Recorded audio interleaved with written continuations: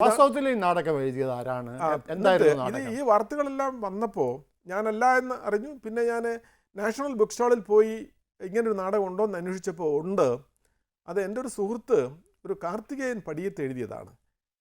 ആ സുഹൃത്തിപ്പോൾ പറവൂർ അല്ലെങ്കിൽ ജീവിച്ചിരിക്കുന്ന ഒരാളാണ്.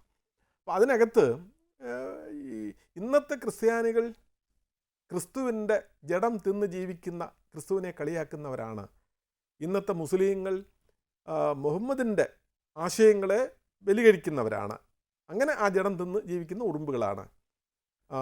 ഇന്നത്തെ മാർക്സിസ്റ്റുകാർ നല്ല മാർക്സിസ്റ്റുകാരല്ല, യഥാർത്ഥ മാർക്സിനെ ജീവിച്ച് പോകുന്ന ഉപജീവിച്ച് കഴിയുന്ന പരാന്നഭുക്കുകളാണ്. ഈ സൂചനകൾ ഉള്ളതുകൊണ്ടാണ് ഈ ശവന്തീനി ഉറുമ്പുകൾ എന്ന പേരും ഇതാണ് അവിടെ എതിർപ്പുണ്ടാക്കിയത്. പക്ഷെ എന്നാൽ പോലും കോടതിയിൽ എനിക്ക് അവിടെ വേറെ പരിഹാരമില്ലാതെ വന്നു. അവരെല്ലാം അവിടെ ഉള്ളവരെ അകത്തായി, ഞാൻ പുറത്തും.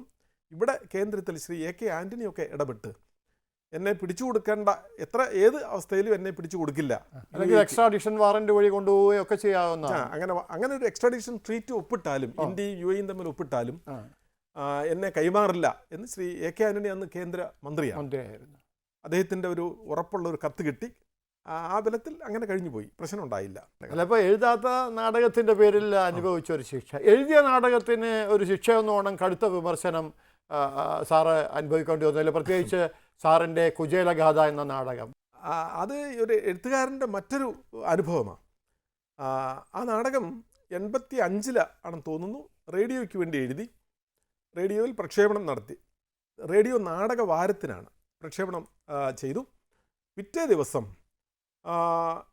ഈ പറഞ്ഞ അതിലൊരു തെറ്റിദ്ധാരണ മൂലം എന്താണ് അതിൻ്റെ ഇതിവൃത്തം? ഈ കുചേലഗാഥയുടെ ഇതിവൃത്തം യഥാർത്ഥത്തിൽ അത് ശ്രീകൃഷ്ണ കുചേല ബന്ധത്തെ ഇന്നത്തെ അർത്ഥത്തിൽ നമ്മുടെ വളരെ മനോഹരമായ, എനിക്കേറെ ഇഷ്ടമുള്ള ഒരു മിത്തിനെ നവീനമായ നമ്മുടെ സാമ്പത്തിക രാഷ്ട്രീയ തലത്തിൽ വ്യാഖ്യാനിക്കുന്ന ഒരു ഭാഷയാണ് അതിനുള്ളത്, രംഗഭാഷയാണ്. എനിക്കെതിരെ പത്രങ്ങളിൽ ആരോപണം, തൃശ്ശൂർ എക്സ്പ്രസ്സൊക്കെ എനിക്കെതിരെ അന്ന് മലയാളം എക്സ്പ്രസ് എഡിറ്റോറിയൽ വരെ എഴുതി. ഒരു വനിതാ പ്രവർത്തക എന്നെ ഇല്ലാതാക്കി കളയുമെന്ന് വരെ കാണിച്ചൊരു കത്തെനിക്ക് എഴുതി. ധാരാളം പേര് കത്തെഴുതി. ഞാൻ എൻ്റെ ഒരു കുസൃതി മൂലം ആ കത്ത് ഉൾപ്പെടെ ഞാൻ പിന്നെ പ്രസിദ്ധീകരിച്ചു. പിന്നെ കേന്ദ്ര ഗവൺമെൻറ് ഇടപെട്ടിട്ട് കേന്ദ്ര ഗവൺമെൻറ്റിലേക്ക് ഒരു പരാതി കൊടുത്തു. ഈ നാടകം ഹിന്ദിയിലേക്കും ഇംഗ്ലീഷിലേക്കും തർജ്ജമ ചെയ്തു. ഹിന്ദു വികാരം എവിടെ വ്രണപ്പെടുത്തി എന്ന് കേന്ദ്ര ഗവൺമെൻറ്റിന് അറിയണമെങ്കിൽ ഭാഷ മാറ്റി കിട്ടണമല്ലോ. അങ്ങനെ നോക്കിയപ്പോൾ അടിസ്ഥാനപരമായി ദോഷമൊന്നുമില്ല എന്ന് ആരോ കണ്ടുപിടിച്ചു. അവിടെ അല്പവിവരമുള്ളവരാരോ ഉണ്ടായിരുന്നു. കണ്ടുപിടിച്ചിട്ട് അവർ റേഡിയോ സ്റ്റേഷൻകാർക്ക് ഒരു താക്കീത് കൊടുത്തു, നിങ്ങൾ ഇത്തരം നാടകങ്ങൾ സൂക്ഷിച്ചേ പ്രക്ഷേപണം ചെയ്യാവൂ, എഴുത്തുകാരനെ നമുക്കൊന്നും ചെയ്യാനാവില്ലല്ലോ. അങ്ങനെ 2-3 കൊല്ലം കഴിഞ്ഞിട്ട് ഞാനത് പ്രസിദ്ധീകരിച്ചു. പിന്നീട് അത് പലയിടങ്ങളിലും കളിച്ചു, ദൃശ്യാവിഷ്കാരം. ഞാനൊരു സ്റ്റേജ് വെർഷൻ എഴുതി. അത് ഭാഗ്യവശാൽ നേരത്തെ ഉണ്ടായ മുറിവുകളെല്ലാം ഉണങ്ങിയത് എപ്പോഴെന്നറിയാമോ?